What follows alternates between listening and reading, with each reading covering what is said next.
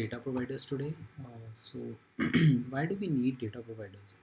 So data providers, when we have a for loop, for example, if I just put in this for loop, right, this all I just put it here, and I just put this statement in a for loop.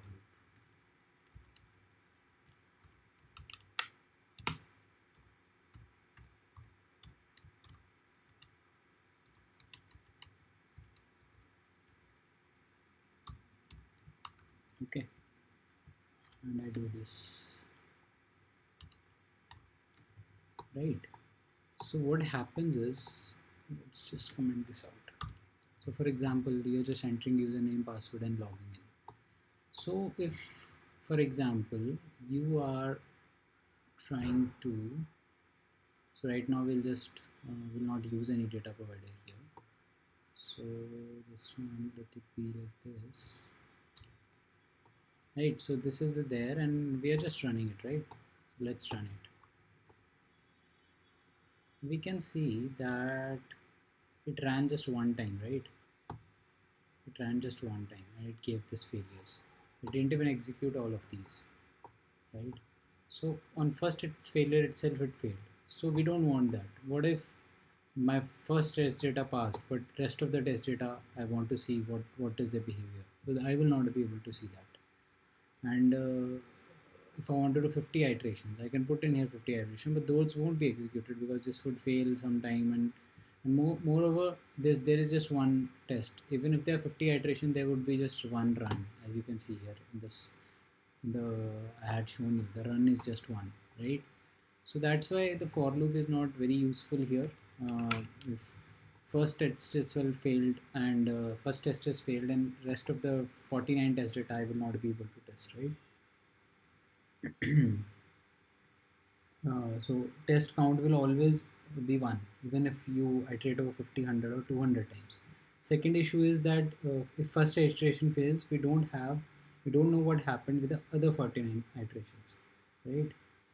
So this is one of the things, so that's why we'll remove it for now, right? So for example, this we put it in the data drive, data provider, right? Okay, so once you put that in the data provider and you put here string user string car, you put car. Okay, so yeah, so now what happens is, now it will to provide the data provider, whatever the name is, you can put here, right, @data provider. Okay, so it will recognize this as data provider, and then here you can put in whatever the data provider name is, right? Here you can put name also. Name, your name is equal to dummy, right? If you put that, you can put here dummy, but we are not doing that right now. So for now we will just focus on get data. Okay, so in the bracket you can put data providers equal to get data, and now when you run it, 1 2 3 4 5, there are 5 iterations. Let's see how many iterations. You can see that the iterations are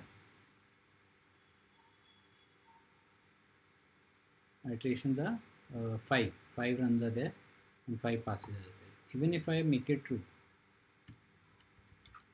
you will see that it will not fail. See, it will fail, but it will run all the iterations. Polo, maze, brio, right? It is showing us all the iterations. So it passed everything and then gave us the failures, right? So there are 5 set of runs that are executed. So people say that what is the return type of data provider? So people say that it's always a object 2D object, but it's not so. You can see there, this is just single array, right? Single dimensional string array. So that's why it's not always the case that this is the right case. So here we'll see about how we can see it now. If we talk about 2-dimensional array, here you can see string we are passing bikes, and then this is a 3 into 1 array, right? 3 1, 3 boxes are there, in that one this is there. So like this, it is like this one is like this, 1 2 3, and then this, right? So return bikes, you're returning the bikes, right? So here this bike object is being returned, and it's a string, right? You can put it at string also. So now we are looking at 2D. Initially we looked at 3D, right? So what does this contain? This contains a single dimensional object, string object, right? This is bike. Okay, and let's see if get data 1. This will be get data 1, and let's just run it. It will show us the address maybe of that particular value. So you can see that it failed due to some reason. Training bike is this, right? Username, login, using. It failed. Why did it fail then? Expected false but found true. Yeah, okay. So this is actually failing it, but still it is running, right? So it is picking this particular thing and then passing it as it is, right?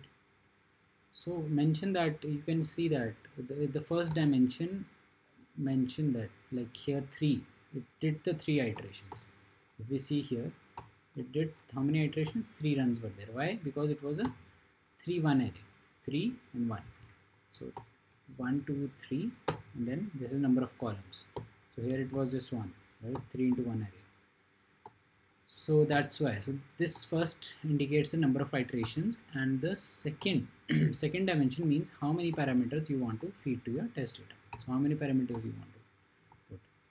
So that we have. You can also put a custom class object as well. So in this one,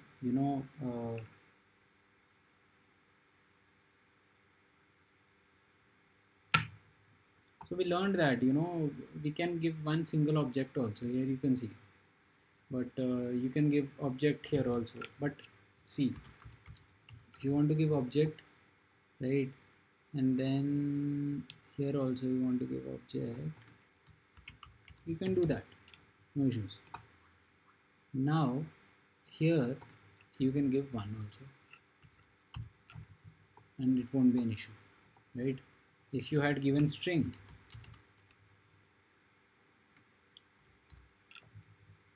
then it could have created an issue, because it's not a, see, it's creating an issue.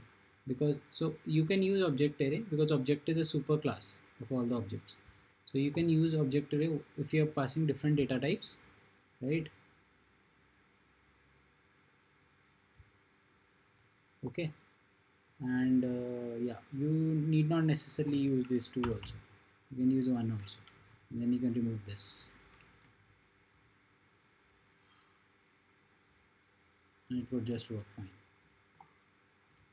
See, okay.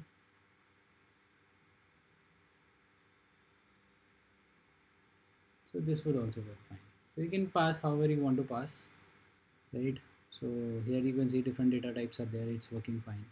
And here if there's a custom class object also, so that also you can find. So I have created a custom class employee, ID and name is there, public static idea, and we are just initializing these, and then public, we are using the getters and setters to set the values, and we'll just go to the data provider test, and we'll see that the, if you want to run this one, right, let's just try to run this one, data provider 2, okay, and we defined single class objects, new employee 1, new employee 2, okay. If you want to put 2 arrays, then you can enclose it with these brackets, okay, so it won't be an issue. And here, what is it going? It is passing an employee object, so you can put here employee emp. So whatever each iteration value it has, you can put here. Okay, so let's run it. Let's just pass it, fail it.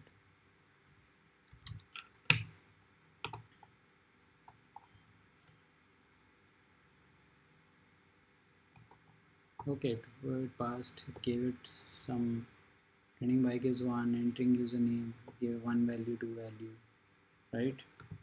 Login value is 2, entering username, password, login, right? So it did how many iterations? 2 iterations. Why? Because there were only two objects, right? So this is how we can do it. And one more thing is that if you want to, for example, this is not present here. This data provider is not present here, for example. So here you can mention data provider class is equal to employee dot class. Okay, in the employee dot class you can see here, like,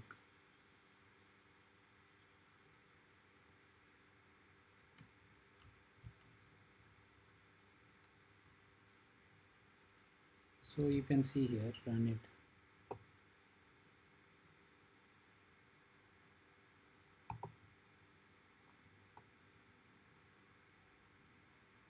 It might throw an error, saying that couldn't find a constructor in the class. Okay, so here either you don't, there has to be a default constructor, this shouldn't be there, or this should be, the data provider should be static in nature. So let's try to run it now.